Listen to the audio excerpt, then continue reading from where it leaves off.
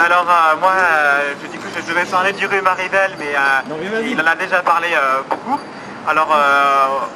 donc je vais étendre et parler un peu plus de la gestion de l'eau et aussi des eaux pluviales, parce qu'en fait, Chaville, c'est des coteaux, et donc l'eau ruisselle vers le centre, vers l'avenue Salingro, et à l'avenue Salingro, c'est de l'argile, donc c'est compliqué de faire de l'infiltration. Et c'est pourtant ce que justement voulait faire le département sur la départementale. Et c'est pour ça que plusieurs associations comme Espace notamment, mais aussi des collectivités comme la métropole du Grand Paris ou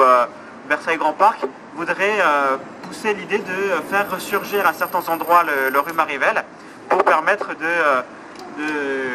d'absorber ces eaux pluviales, mais aussi les autres sources.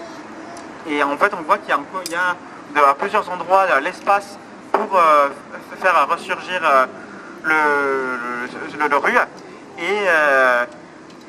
donc il faut bien suivre le projet de la métropole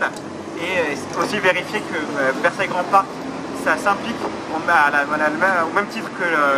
la métropole qui elle s'est déjà engagée, mais Versailles Grand Parc est encore en train de tergiverser, voilà.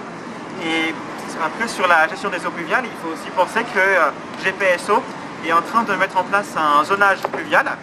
et normalement il devrait sortir en 2020, donc ça va vraiment être quelque chose essentiel de la future mandature à surveiller sur Chaville pour vérifier qu'ils prennent bien en compte tous les aspects, et, par exemple eau d'oisu, mais aussi toutes les zones humides de Chaville et donc y compris la départementale où on est ici présent. Donc voilà, c'est ce que j'ai à dire.